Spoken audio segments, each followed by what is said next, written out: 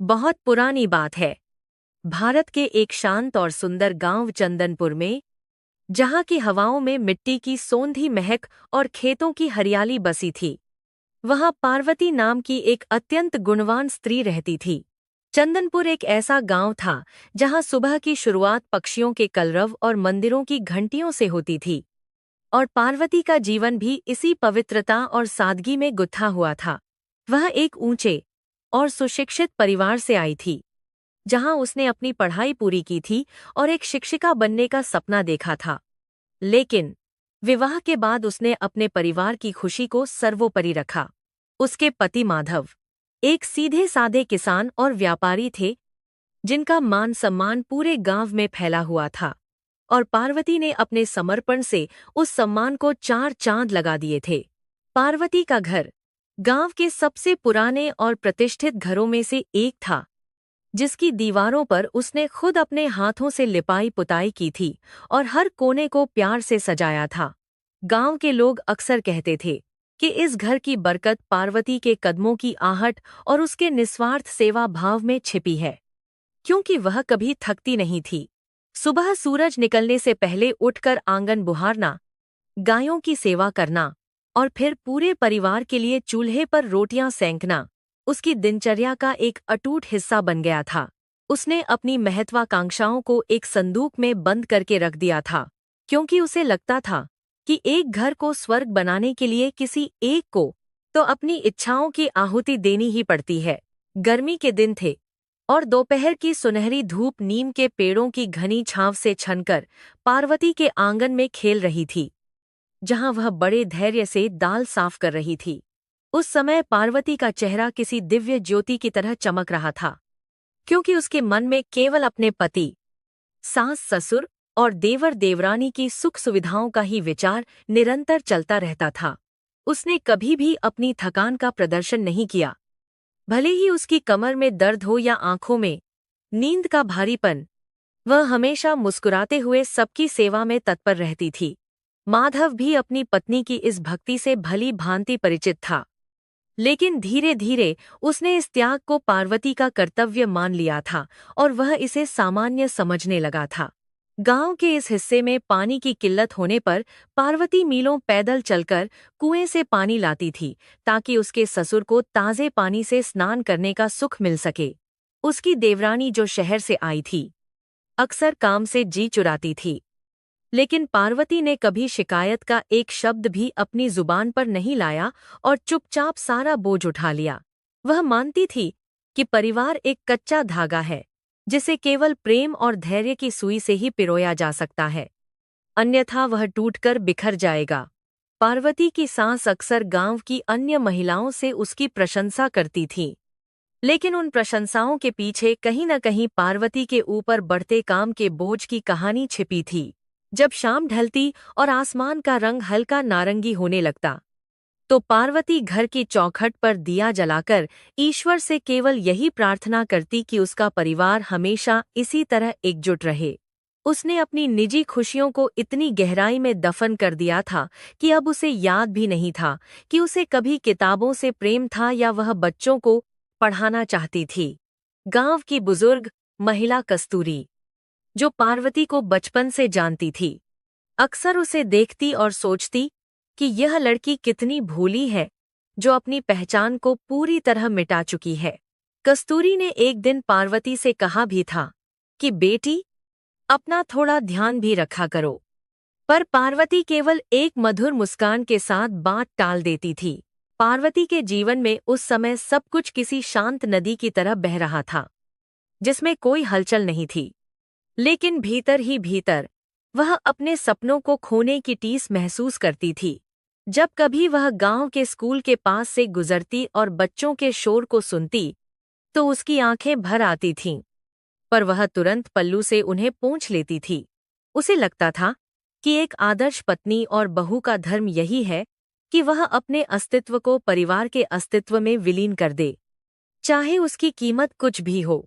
उसके लिए माधव की एक छोटी सी मुस्कुराहट ही उसकी सारी थकान मिटाने के लिए काफी थी, भले ही माधव उसे पर्याप्त समय न दे पाता हो।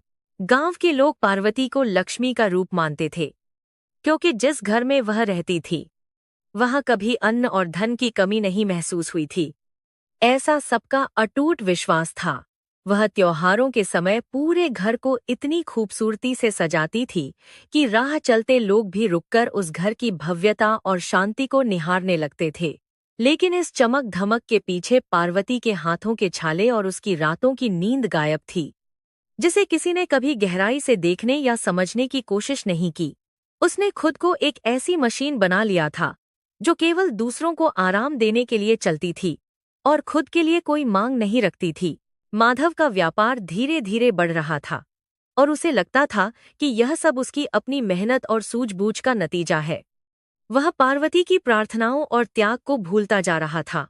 पार्वती ने कभी भी धन दौलत या गहनों की मांग नहीं की, बल्कि उसने हमेशा यही चाहा कि घर में शांति रहे और उसके पति का मस्तक समाज में हमेशा ऊंचा रहे। उसकी सादगी ही उसका गहना थी और उसकी सहनशीलता ही उसकी सबसे बड़ी शक्ति थी, जिसने उसे गांव की अन्य महिलाओं से बिल्कुल अलग और श्रेष्ठ बनाया था। लेकिन वक्त का पहिया हमेशा एक जैसा नहीं रहता और शांति के इस समंदर में जल्द ही एक बड़ा तूफान आने वाला था जो सब बदल देता। गांव की पगडंडियों पर चलते हुए पार्वती अक्सर पुराने गीतों को गुनगुनाती थी जो उसे उसकी माँ ने सिखाए थे, और उन गीतों में कहीं न कहीं उसके अधूरे अरमानों की गूंज छिपी होती थी। वह जानती थी कि समाज में एक स्त्री की पहचान उसके त्याग से ही मापी जाती है, और उसने उस मापदंड पर खुद को पूरी तरह से खरा उतारने का प्रण लिया था। उसके ससुराल वाले उसे बहुत प्यार करते थे, लेकिन वह प्यार भी तभी तक था जब तक वह उनकी हर जरूरत को बिना किसी प्रश्न के पूरा कर रही थी। पार्वती की कहानी एक ऐसी कहानी थी जो भारत के हर दूसरे घर में सुनी जा सकती थी, जहां एक स्त्री खुद को मिटाकर घर बनाती है। बरसात का मौसम शुरू होने वाला था और आसमान में काले बादल घिरने लगे थे, जो शायद पार्वती के आने वाले जीवन के संकटों का एक छोटा सा पूर्व संकेत दे रहे थे। पार्वती ने घर की छत की मरम्मत के लिए कुछ पैसे बचाकर रखे थे, जो उसने अपनी छोटी छोटी जरूरतों को काटकर एकत्र किए थे ताकि बारिश में कोई परेशानी न हो। उसने हमेशा दूर की सोची और कभी भी स्वार्थी बनकर केवल अपने वर्तमान के बारे में विचार नहीं किया, जो उसकी महानता और उसके सरल स्वभाव का प्रमाण था। लेकिन उसे क्या पता था कि जिस घर की छतों को वह सुरक्षित करना चाहती है, उसकी नींद में ही स्वार्थ के दीमक लगने शुरू हो गए हैं। गांव के मंदिर में जब भी कोई पूजा होती, पार्वती को ही प्रसाद बनाने की जिम्मेदारी दी जाती थी, क्योंकि उसके हाथों में वह स्वाद था जो भक्ति से उपजा था। वह घंटों मंदिर के रसोईघर में धुएं के बीच काम करती, लेकिन उसके चेहरे पर कभी शिकन नहीं आती थी, क्योंकि उसे सेवा में ही सुख मिलता था। माधव भी गर्व से लोगों को बताता था कि उसकी पत्नी जैसी कोई दूसरी महिला इस पूरे इलाके में नहीं है, पर वह यह भूल गया था कि प्रशंसा केवल पेट नहीं भरती। पार्वती को मान सम्मान तो बहुत मिला, लेकिन क्या उसे वह प्यार और सुरक्षा भी मिली जिसकी वह हकदार थी? यह एक बड़ा प्रश्न था। एक रात जब सारा गांव सो रहा था, पार्वती काफी देर तक जागी रही और अपने पुराने स्कूल के प्रमाण पत्रों को देख रही थी, जो अब धूल फांक रहे थे। उसने एक गहरी ठंडी आह भरी और उन कागजों को वापस संदूक में रख दिया, क्योंकि अब उसकी दुनिया केवल चौके और चूल्हे तक ही सिमट कर रह गई थी। उसने सोचा कि शायद यही उसका भाग्य है और उसे इसे पूरे सम्मान के साथ स्वीकार करना चाहिए, बिना किसी विद्रोह या असंतोष के स्वर को ऊंचा किए। उसके मन की व्यथा केवल वह खुद जानती थी, या फिर वह आकाश का चंद्रमा जो रात भर उसे जागते हुए देखता रहता था और मौन रहता था। अगले दिन सुबह जब वह कुएं पर पानी भरने गई, तो वहां की अन्य महिलाओं ने उससे उसके स्वास्थ्य के बारे में पूछा, क्योंकि वह कुछ कमजोर और पीली लग रही थी। पार्वती ने हंसकर बात टाल दी और कहा कि काम की अधिकता के कारण ऐसा हो सकता है, बाकी सब ठीक है और घर में सब कुशल मंगल है। पर उसके भीतर एक अजीब सी बेचैनी घर कर रही थी, जैसे उसे किसी अनहोनी का आभास हो रहा हो, जिसे वह शब्दों में बयां करने से डर रही थी। वह जानती थी कि समय कठिन आने वाला है, लेकिन उसे अपनी शक्ति और अपने त्याग पर पूरा भरोसा था कि वह सब संभाल लेगी। पार्वती का बेटा अब बड़ा हो रहा था और वह चाहती थी कि उसे वह शिक्षा मिले जो वह खुद पूरी नहीं कर पाई थी। इसके लिए उसने रात रात भर जागकर सिलाई का काम शुरू किया। उसने माधव को इस बारे में नहीं बताया क्योंकि वह उसे आर्थिक रूप से और अधिक तनाव में नहीं डालना चाहती थी, जो पहले से ही व्यापार में उलझा हुआ था। यह पार्वती का एक और महान त्याग था। जहां वह चुपचाप अपनी आंखों की रोशनी को सिलाई की सुई में पिरो रही थी ताकि उसके बच्चे का भविष्य उज्ज्वल हो सके, उसने अपने जीवन का हर क्षण दूसरों के लिए समर्पित कर दिया था, यह सोचे बिना कि भविष्य में उसे इसका क्या फल मिलने वाला है। गांव के चौपाल पर जब बड़े बुजुर्ग बैठते तो वे अक्सर पार्वती के ससुर को भाग्यशाली बताते कि उन्हें ऐसी बहू मिली जिसने पूरे खानदान की लाज बचाकर रखी है। ससुर जी गर्व से अपनी मूंछों पर ताव देते और कहते कि यह सब हमारे कुल के संस्कारों का फल है, जबकि वास्तविकता यह थी कि वह पार्वती का धैर्य था।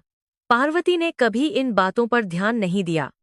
उसका ध्यान हमेशा अपने कर्तव्यों पर रहा और वह निरंतर कर्म करती रही, जैसे कि वह कोई तपस्या कर रही हो। उसके लिए उसका घर ही उसका मंदिर था और परिवार के सदस्य उसके देवता, जिनकी सेवा करना ही उसका एकमात्र धर्म और लक्ष्य था। एक दिन अचानक गांव में खबर फैली कि शहर से माधव की बुआ धनवंती आ रही है, जो स्वभाव से बहुत ही चतुर और स्वार्थी मानी जाती थी, और सबके मन में डर बैठ गया। धनवंती के आने का मतलब था घर की व्यवस्था में फेरबदल और पार्वती के ऊपर एक और सख्त शासन की शुरुआत।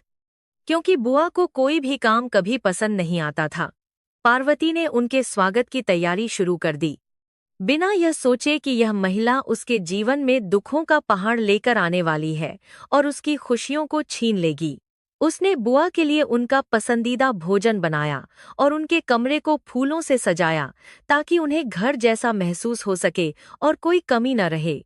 बुआ के आने के बाद घर का माहौल बदलने लगा और छोटी छोटी बातों पर पार्वती की आलोचना शुरू हो गई, जिससे घर की शांति धीरे धीरे भंग होने लगी और तनाव बढ़ने लगा। पार्वती ने फिर भी धैर्य नहीं खोया और बुआ की हर कड़वी बात को जहर के घूंट की तरह पी लिया ताकि माधव को घर में शांति मिल सके और उसे कोई चिंता न हो। लेकिन बुआ का इरादा कुछ और ही था। वह माधव के मन में पार्वती के प्रति अविश्वास के बीज बोना चाहती थी ताकि वह घर की बागडोर अपने हाथों में ले सके। पार्वती को इस षड्यंत्र का अंदाजा नहीं था। वह तो बस अपनी सेवा में मग्न थी और विश्वास करती थी कि सत्य हमेशा विजयी होता है। व्यापार में लगातार हो रहे घाटे ने माधव को चिड़चिड़ा बना दिया था और बुआ ने इस स्थिति का फायदा उठाकर उसे पार्वती के खिलाफ भड़काना शुरू कर दिया, जो बहुत ही दुखद था। माधव, जो कभी पार्वती की प्रशंसा करते नहीं थकता था, अब उसकी छोटी छोटी गलतियों पर चिल्लाने लगा था और उसे अपमानित करने का कोई मौका नहीं छोड़ता था, जो बहुत हृदय विदारक था। पार्वती चुपचाप आंसू बहाती और सोचती कि आखिर उससे क्या गलती हुई है। उसने तो अपना सब कुछ इस घर के चरणों में अर्पित कर दिया था, फिर यह बदलाव क्यों? उसे समझ नहीं आ रहा था कि वक्त कैसे इतनी जल्दी बदल गया और उसकी वर्षों की तपस्या को लोग एक पल में भुलाने लगे। गांव के लोग भी महसूस करने लगे थे कि पार्वती के घर में अब वह पहले जैसी रौनक नहीं रही और दीवारों से भी उदासी की गूंज सुनाई देने लगी है, जो सबको चिंतित कर रही थी। कस्तूरी दाई ने एक बार फिर पार्वती को समझाया कि बेटी, बहुत ज्यादा झुकना भी ठीक नहीं है, क्योंकि लोग उसे तुम्हारी कमजोरी समझ लेते हैं और तुम्हारा शोषण करते हैं। पार्वती ने कस्तूरी की बात सुनी तो सही, पर उसके संस्कारों ने उसे पलकें उठाने और जवाब देने की अनुमति नहीं दी। वह बस चुपचाप अपना काम करती रही और सहती रही। उसे उम्मीद थी कि जैसे ही व्यापार की स्थिति सुधरेगी, माधव का स्वभाव भी फिर से पहले जैसा कोमल और प्यार भरा हो जाएगा। पर यह उसकी भूल थी। पार्वती के जीवन का यह पहला अध्याय उसके अगाध प्रेम और निस्वार्थ त्याग की कहानी कहता है, जहां उसने खुद को पूरी तरह विस्मृत कर दिया था ताकि दूसरे फल फूल सकें। वह एक ऐसी नींव थी जो जमीन के नीचे दबी रहकर पूरे महल का भार उठाए हुए थी। लेकिन नींव को कौन देखता है? सब केवल महल की सुंदरता की चर्चा करते हैं, उसकी आंखों की चमक अब थोड़ी फीकी पड़ने लगी थी, लेकिन उसकी ममता और सेवा भाव में कोई कमी नहीं आई थी। वह अभी भी उसी निष्ठा से काम कर रही थी। उसे इस बात का एहसास नहीं था कि आने वाले समय में उसे अपनी इसी निस्वार्थता की सबसे बड़ी और कड़वी कीमत चुकानी पड़ेगी, जो उसे तोड़ देगी। जैसे जैसे समय बीतता गया, चंदनपुर के शांत वातावरण में बिखरी सुख शांति अब धीरे धीरे धुंधली पड़ने लगी थी, और पार्वती के हंसते खेलते घर पर मुसीबतों के काले बादल मंडराने लगे थे। माधव का व्यापार, जो कभी गांव की मिसाल हुआ करता था, अब घाटे की गहरी गर्त में डूबता जा रहा था, और शहर से आए उसके व्यापारिक साझेदारों ने उसे धोखे के जाल में फंसा दिया था। घर में आर्थिक तंगी ने इस कदर अपने पैर पसारे कि अब रोजमर्रा की जरूरतों को पूरा करना भी पार्वती के लिए एक बड़ी चुनौती बन गया था। लेकिन उसकी तकलीफें यहाँ खत्म नहीं होने वाली थीं। माधव की बुआ धनवंती, जो पहले से ही घर में अपना प्रभुत्व जमाना चाहती थी, ने इस संकटपूर्ण स्थिति को पार्वती के विरुद्ध एक हथियार के रूप में इस्तेमाल करना शुरू कर दिया।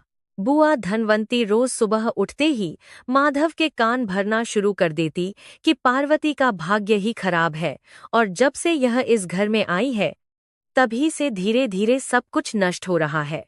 वह माधव से कहती कि देख बेटा, तेरी पत्नी पढ़ी लिखी तो बहुत बनती है, लेकिन घर के संकट में वह फूटी कौड़ी का भी योगदान नहीं दे पा रही है। वह तो बस एक बोझ बनी बैठी है। माधव, जो पहले से ही व्यापार की विफलताओं और कर्ज के बोझ से मानसिक रूप से टूट चुका था, बुआ की इन जहरीली बातों में आने लगा और अपनी सारी भड़ास पार्वती पर निकालने लगा। वह अब पार्वती की निस्वार्थ सेवा को अनदेखा करने लगा था और उसे घर की हर छोटी बड़ी समस्या के लिए जिम्मेदार ठहराने लगा, जो कि सरासर अन्याय था। गांव की गलियों में भी अब फुसफुसाहटें शुरू हो गई थीं और लोग आपस में बातें करने लगे थे कि जिस पार्वती को वे लक्ष्मी मानते थे, शायद उसके सितारे अब गर्दिश में है। कुछ महिलाएं कुएं पर पानी भरते समय कहती थीं कि बेचारा माधव कितनी मेहनत कर रहा है, लेकिन उसकी पत्नी बस घर के अंदर छिपी रहती है, उसे बाहर निकलकर मदद करनी चाहिए। ये अफवाहें और बातें पार्वती के कानों तक भी पहुंचती थीं, जिससे उसका हृदय छलनी हो जाता था, क्योंकि उसने तो अपना पूरा जीवन और करियर इसी परिवार की खातिर दांव पर लगा दिया था। उसे यह देखकर बहुत दुख होता था कि जिन लोगों के लिए उसने अपनी खुशियां कुर्बान कीं, वे ही आज उसे शक की नजरों से देख रहे थे। एक दोपहर जब धूप बहुत तेज थी, घर की पुरानी और वफादार दासी कस्तूरी ने पार्वती को एकांत में बुलाया और बहुत ही गंभीर स्वर में उसे सावधान रहने की चेतावनी दी। कस्तूरी ने कहा कि बिटिया, मैं इस घर की दीवारों की गूंज पहचानती हूँ। बुआ जी और माधव भैया कुछ ऐसी खिचड़ी पका रहे हैं जिसमें तुम्हारा भला नहीं दिख रहा है। उसने आगे कहा कि जब पेड़ सूखने लगता है तो पंछी भी अपना बसेरा बदल लेते हैं, और यहाँ तो तुम्हारा अपना ही हमसफर राह भटकने की तैयारी कर रहा है, इसलिए अपनी आंखें खुली रखो। पार्वती ने कस्तूरी की बात सुनकर बस एक लंबी सांस ली और अपनी गीली आंखों को पल्लू से पोंछते हुए कहा कि काकी, मेरा विश्वास ही मेरी ताकत है, वह मुझे कभी नहीं छोड़ेंगे। लेकिन स्थितियां सुधरने का नाम नहीं ले रही थीं, और बुआ धनवंती ने अब खुलेआम पार्वती का अपमान करना शुरू कर दिया था। यहाँ तक कि भोजन की थाली पर भी ताने दिए जाने लगे। बुआ कहती थीं कि जो कमाकर नहीं लाता, उसे घी चुपड़ी रोटियां खाने का कोई हक नहीं है, और माधव चुपचाप सिर झुकाए यह सब सुनता रहता, मानो उसे पार्वती का कोई ख्याल ही न हो। पार्वती रात रात भर जागकर सिलाई करती ताकि कुछ पैसे जोड़ सके, लेकिन वह उन पैसों को चुपचाप माधव के बटुए में रख देती ताकि उसे शर्मिंदगी न महसूस हो और वह अपना कर्ज उतार सके। उसने कभी यह नहीं जताया कि वह उसकी मदद कर रही है, क्योंकि उसका प्रेम अहंकार से रहित था और वह केवल अपने पति का भला चाहती थी। एक दिन माधव ने घर में आकर घोषणा की कि उसे कर्ज चुकाने के लिए गांव की जमीन और यह पुश्तैनी घर गिरवी रखना पड़ सकता है, या फिर उसे शहर जाकर कोई नई नौकरी ढूंढनी होगी। बुआ ने तुरंत सुझाव दिया कि माधव, तुम शहर चले जाओ और वहां नई शुरुआत करो। लेकिन यहाँ इस घर में अब इतने लोगों का खर्च उठाना मुमकिन नहीं होगा। बुआ का इशारा साफ तौर पर पार्वती की ओर था। वह चाहती थी कि माधव शहर जाए और पार्वती को यहीं गांव के एक टूटे फूटे पुराने मकान में रहने के लिए छोड़ दिया जाए। माधव ने बुआ की इस क्रूर योजना पर कोई विरोध नहीं जताया, बल्कि उसकी आंखों में एक ऐसी सहमति दिखी जिसने पार्वती के पैरों तले से जमीन ही खिसका दी। पार्वती को अब महसूस होने लगा था कि उसके त्याग की कोई कीमत नहीं रह गई है और जिस परिवार को उसने अपना सर्वस्व माना, वे उसे एक पुराने और बेकार सामान की तरह फेंकने पर आमादा हैं। वह रात भर सो नहीं पाई और आंगन में बैठकर तारों को देखती रही, यह सोचते हुए कि क्या शिक्षा और करियर छोड़ना उसकी सबसे बड़ी भूल थी। क्योंकि आज उसके पास अपना कहने को कुछ नहीं था। उसने समाज की परंपराओं को निभाने के लिए खुद को मिटाया, पर समाज और परिवार ने उसे केवल तभी तक अपनाया जब तक वह उनके काम आती रही और उनके दुखों को ढोती रही। उसके मन में एक गहरा द्वंद्व चल रहा था। क्या वह अभी भी चुप रहे या अपने अस्तित्व की रक्षा के लिए अपनी आवाज बुलंद करे, जो उसने सालों से दबा रखी थी। गांव के बाजार में जब माधव और बुआ साथ निकलते तो वे जानबूझकर पार्वती को घर पर छोड़ देते और लोगों को यह आभास कराते कि पार्वती ही घर से बाहर नहीं निकलना चाहती और वह आलसी हो गई है। यह सब एक सोची समझी साजिश का हिस्सा था, ताकि जब उसे घर से निकाला जाए तो गांव का कोई भी व्यक्ति उसके पक्ष में खड़ा न हो और सब माधव को ही सही माने। पार्वती को यह सब देखकर बहुत हैरानी होती थी कि कैसे एक ही खून के लोग और जीवन भर का साथी इतनी जल्दी बदल सकते हैं और स्वार्थ के वशीभूत होकर अंधे हो सकते हैं। उसने कस्तूरी काकी की उस चेतावनी को अब गहराई से महसूस करना शुरू कर दिया था, जिसे उसने पहले महज एक वहम समझकर टाल दिया था। एक शाम माधव ने पार्वती से बहुत ही रूखे स्वर में कहा कि उसे अब अपनी व्यवस्था खुद देखनी होगी, क्योंकि वह अब उसकी जिम्मेदारी उठाने की स्थिति में नहीं है और वह शहर जा रहा है। पार्वती की आंखों से आंसू छलक पड़े और उसने धीमे स्वर में पूछा कि क्या मेरे इतने वर्षों के समर्पण का यही अंत है? क्या मैंने इस घर को अपना घर नहीं माना था, जिसे आप एक पल में छीन रहे हैं? माधव ने बिना उसकी ओर देखे उत्तर दिया कि भावनाएं पेट नहीं भरती पार्वती, और बुआ जी सही कहती हैं कि तुम्हें अपनी शिक्षा का उपयोग अब खुद को पालने के लिए करना चाहिए। यह सुनकर पार्वती को ऐसा लगा जैसे किसी ने उसके सीने में खंजर घोंप दिया हो, क्योंकि उसने तो शिक्षा को ही परिवार के लिए छोड़ा था और अब उसे ही ताना बनाया जा रहा था। बुआ धनवंती ने आग में घी डालते हुए कहा कि पार्वती, तुम तो बहुत स्वाभिमानी बनती थी, तो अब अपना स्वाभिमान दिखाओ और माधव को अपने हाल पर छोड़कर उसे शहर में चैन से रहने दो।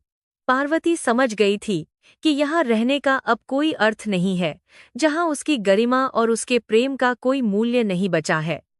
लेकिन वह इतनी आसानी से हार मानने वाली महिला नहीं थी।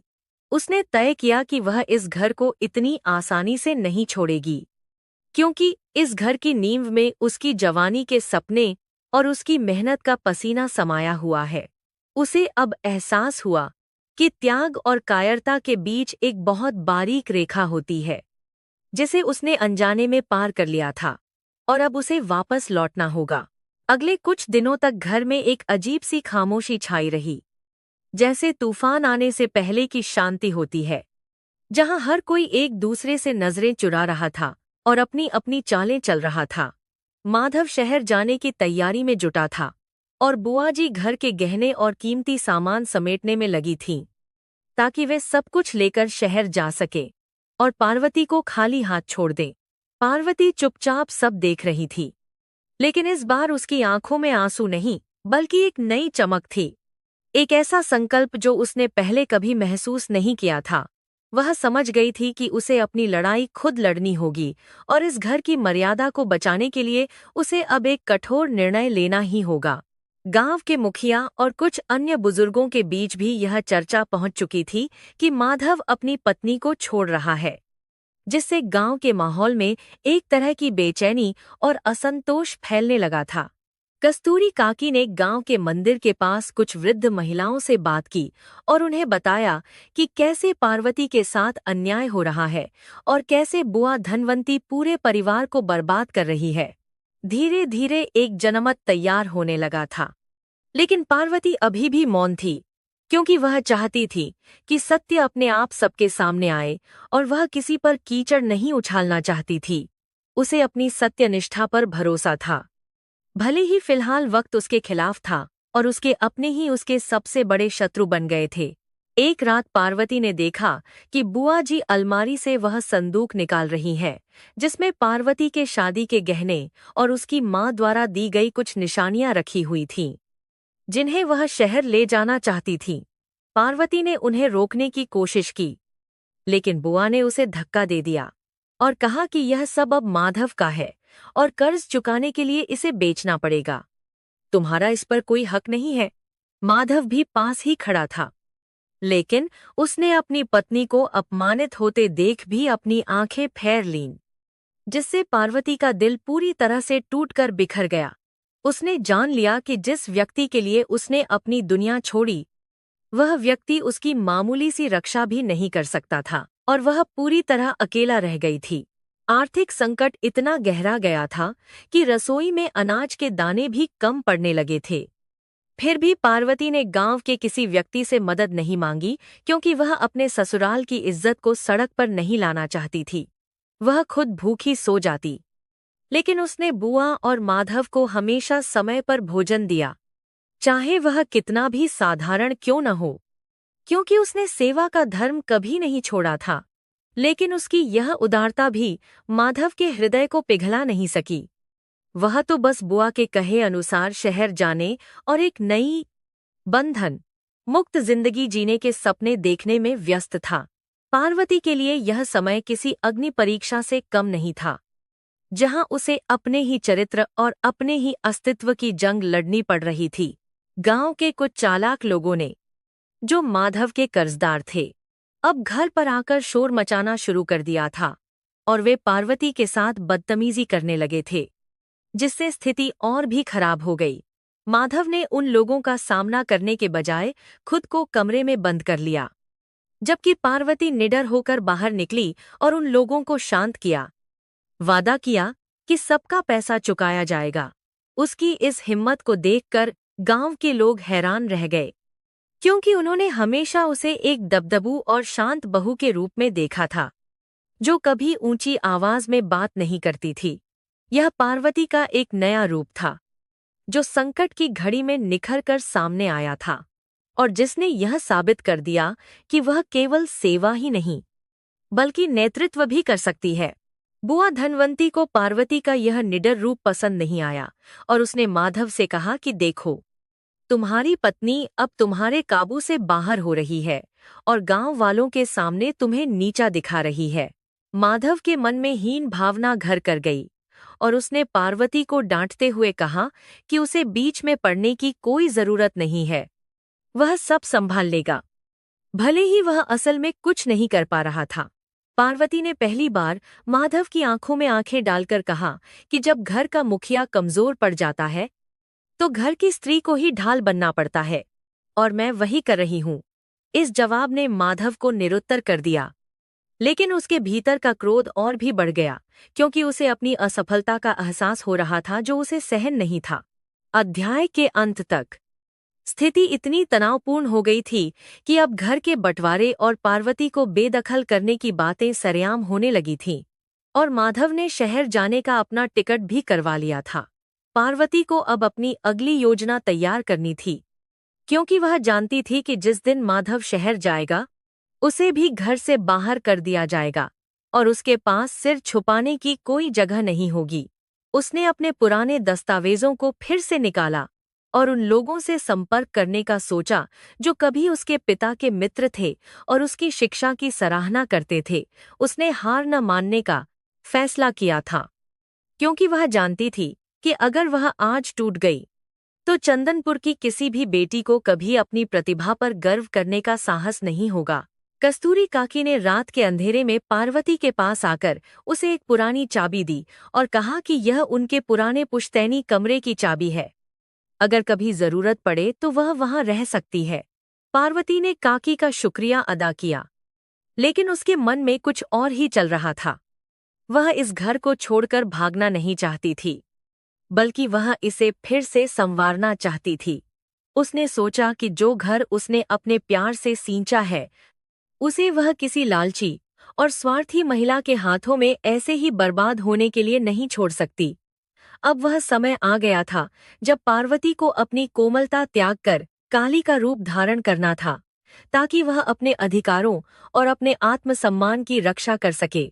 गांव की पंचायत के कुछ सदस्यों को भी भनक लग गई थी कि माधव अपनी पत्नी के साथ अन्याय कर रहा है, और वे भी इस मामले में हस्तक्षेप करने की योजना बना रहे थे, क्योंकि पार्वती ने गांव के लिए बहुत कुछ किया था। बुआ धनवंती को इस बात का डर सताने लगा था कि कहीं गांव वाले उनके खिलाफ न हो जाएं। इसलिए उसने माधव पर दबाव बनाया कि वह जितनी जल्दी हो सके शहर निकल जाए और पार्वती का मामला बाद में सुलझाए। माधव पूरी तरह से बुआ के प्रभाव में था और उसने अपना सामान बांधना शुरू कर दिया, बिना यह सोचे कि उसके जाने के बाद इस अकेली औरत का क्या होगा जिसने उसे अपना सब कुछ दिया था।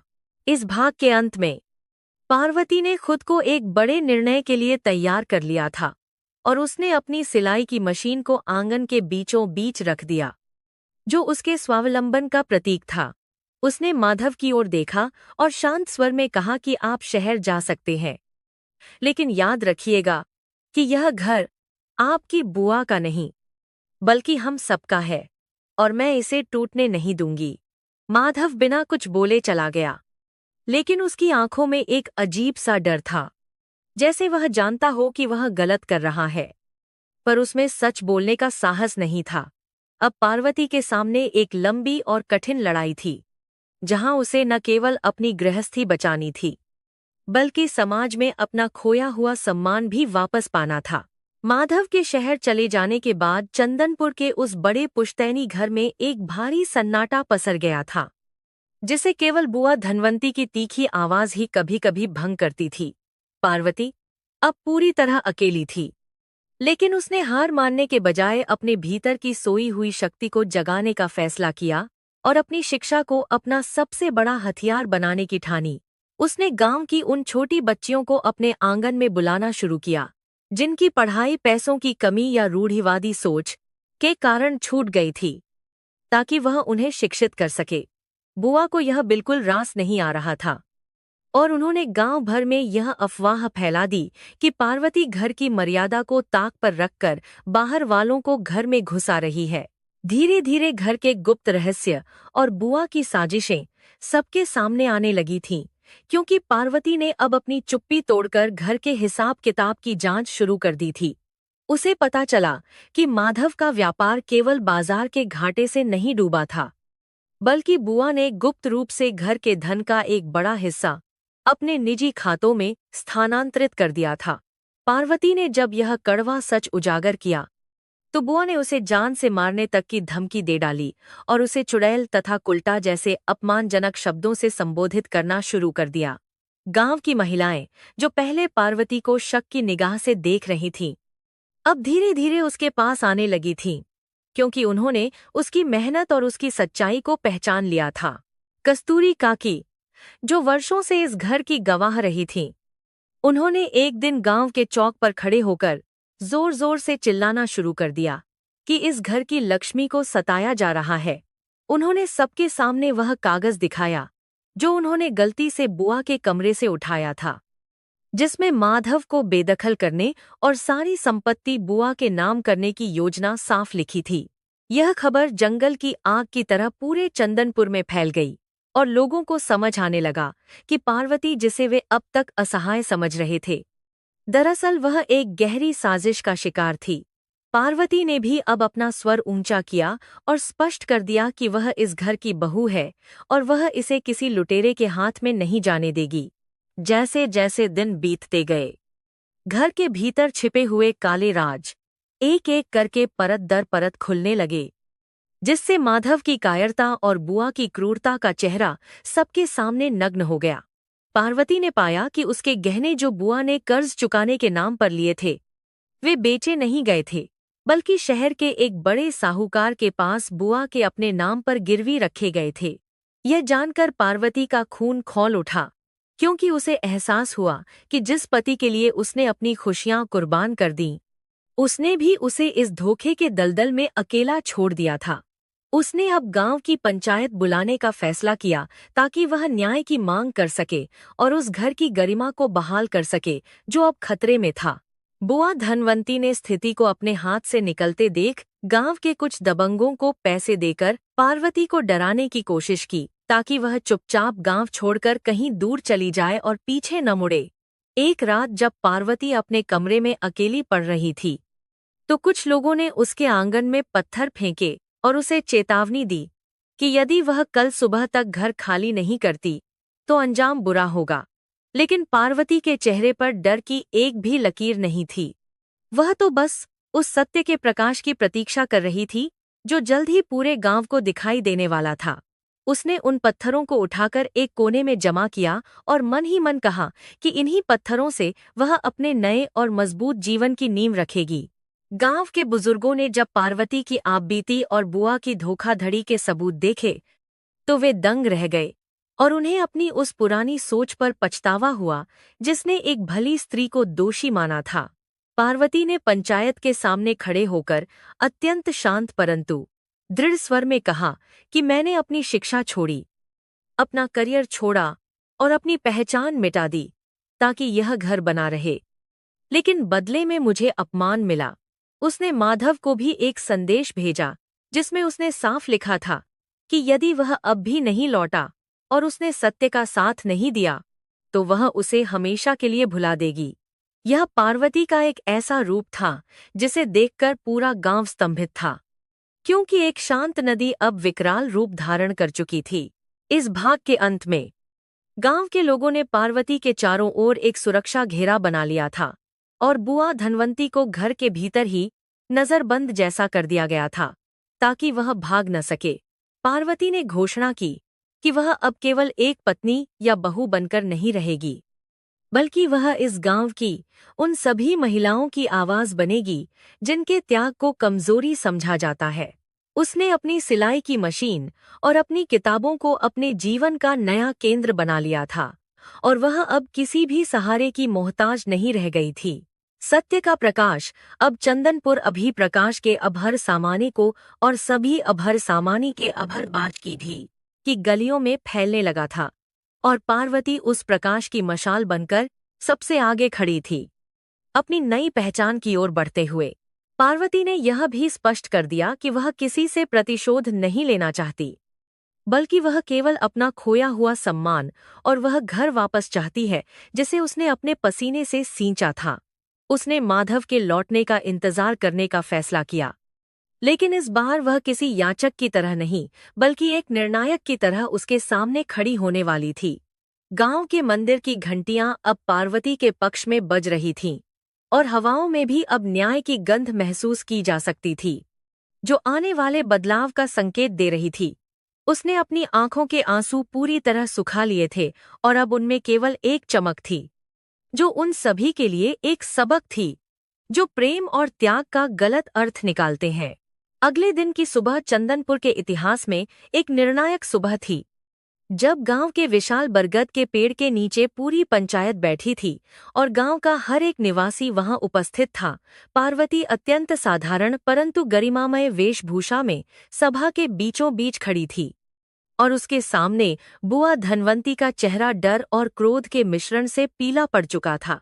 पार्वती ने एक एक करके वे सभी दस्तावेज और साक्ष्य सरपंच के सामने रखे जो बुआ की धोखाधड़ी और माधव के साथ मिलकर किए गए विश्वासघात को पूरी तरह से प्रमाणित कर रहे थे।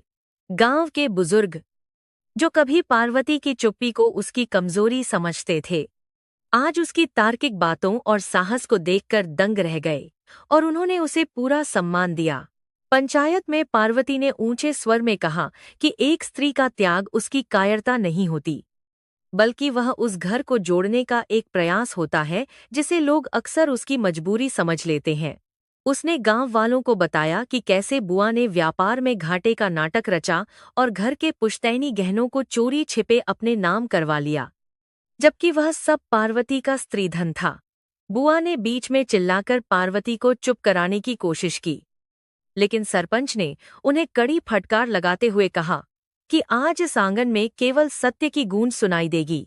गांव की अन्य महिलाएं, जो अब तक घरों की खिड़कियों से तमाशा देख रही थीं, वे भी अब बाहर निकलकर पार्वती के समर्थन में आकर खड़ी हो गई थीं। ठीक उसी समय माधव भी शहर से वापस लौट आया, लेकिन वह माधव नहीं था जो गर्व से चलता था, बल्कि वह ग्लानि और शर्म से झुका हुआ एक पराजित व्यक्ति लग रहा था। जब उसने देखा कि उसकी पत्नी, जिसे उसने एक बोझ समझकर त्याग दिया था, आज पूरे समाज के सामने अपनी गरिमा की लड़ाई अकेले लड़ रही है, तो उसकी आत्मा कांप उठी। उसने पंचायत के बीच आकर घुटने टेक दिए और रोते हुए स्वीकार किया कि वह अपनी बुआ के लालच और अपनी कायरता के वश में आकर अपनी सबसे बड़ी शक्ति को खो बैठा था।